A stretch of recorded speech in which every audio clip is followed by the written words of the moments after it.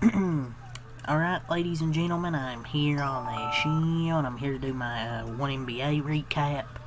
Here today in a damn Sunday, Super Bowl Sunday. I'm going to recap the New York Knicks beating the Boston Celtics, 111, 89 reaction. The original gangster, OG and Aboyo did not play this game, but Karl Towns played in this one after he didn't play against Detroit. Another blowout here involving the Knicks, but this time they're on the right end. They get the 111-89 win. They had a really good first quarter. I think they outscored Boston like 35-24, but then Boston responded with a 29-25 second quarter. But what really put the game away was the third quarter. I think they outscored like 25-15. They were down like 17 heading in the fourth.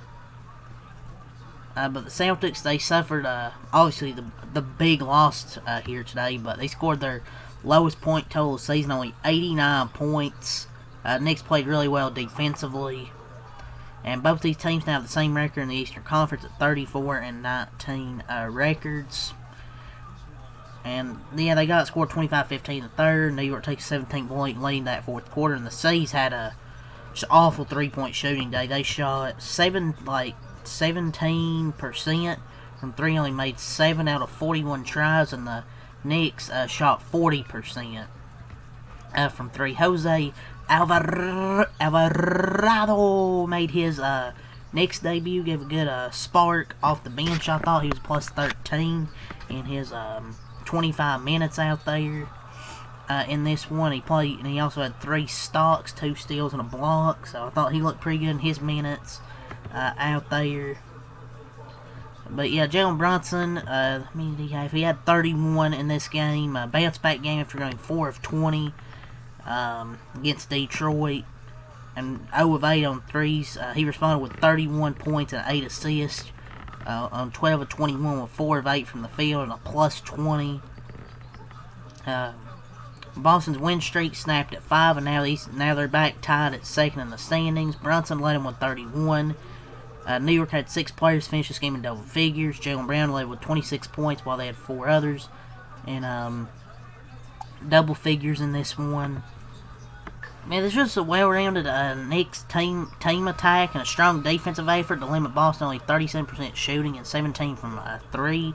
Like, Brunson led the way with 31-8, leading the attack just efficiently, despite a worrying situation where he seemed to have twisted his leg, ankle, or knee during the closing moments. But he had 31-8, and while he looked to continue without help while sidelined, he was limping pretty badly, but the Knicks got the win. Alvarado made an immediate impact. After being traded earlier this week, Alvarado finally debuted for the Knicks off the bench. They gave him what they needed. He's a defensive specialist. He scored 12 points, 2 assists, 2 steals in 25 minutes, and showing relentless pressure on the ball. People call him Grand Theft Alvarado. A balanced scoring attack, like I say, Karl Towns was dominant in the paint, 11 points and 10 rebounds. We've seen he's actually wearing protective glasses during the game. Bridges scored 14. Mohamed Diawara came off the bench with a 10-point contribution. Landry Shamet, he scored 3 points. Josh Hart was everywhere in this stat sheet. He had like 19 points, 3 assists, 6 rebounds. Mitchell Robinson made a big impact on the defensive rebounding, like he always does, and a lot on the offensive glass, but just a rebounding guy. Celtics just struggled to find a rhythm.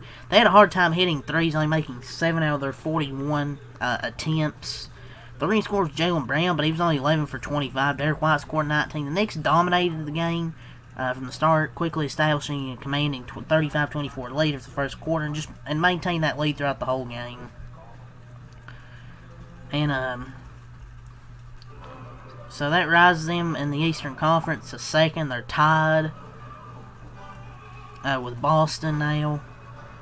It was a slow start for the Celtics as the Knicks generated good looks. Jalen Brunson scored 15 in the first quarter. Despite the Celtics struggling on threes, they trimmed a 17-point deficit down to 7 by halftime to stay within a striking distance. Then the third quarter got to them, and the game was pretty much over from there. So, obviously, their new big man, Nikola Vucevic. Gonna check on this acquisition here. He was slowed down by foul trouble. It was a struggle offensively. Shot 5 for 13, 11.6 rebounds. It's clear his offensive game will mesh well with the Celtics, though he'll need to make shots. But it's also a physical game from the Knicks all game. And the Celtics were struggling to make shots and even foul trouble. It's just shit happens, man. Tough shooting. It's another takeaway. The Celtics continue to tinker with their starting lineup, go with double bigs for the third straight game, and amazed Quaid and Luka Garza. Considering they've rarely gone double big throughout the season, it's a notable wrinkle. Vucevic also got in the mix, pairing up with the other bigs. With the Celtics having more options at the big man spot, could be interesting going forward. But with the season in its second half, this game has big implications for the standings. The Knicks are now in second place after their victory, getting the head-to-head tiebreaker age, and they'll meet again on April 9th. So, you know, these games can have big meaning towards the standings as we go towards the end of the regular season. But I'm not going to make this too long of a recap. The Knicks really had a commanding lead throughout most of this game, besides where the Celtics streamed a 17-point deficit, I believe, to like 7 points. But then the Knicks just brought back up and really commanded this game the whole way. Really pretty much led this game from start to finish. It's over for a good game, but unfortunately a blowout here. But let's go over the stat sheet and we'll call it a video. Then I'll do my news video, and then I'll just gonna chill and then watch the Super Bowl and come on here later tonight and recap that Super Bowl. But let's get to the stats. Knicks improved to 34-19. 13-13 on the road, scored 111 points, 35 in the first quarter, 25 in the second quarter, 25 in the third quarter, and 26 in the fourth quarter for Boston.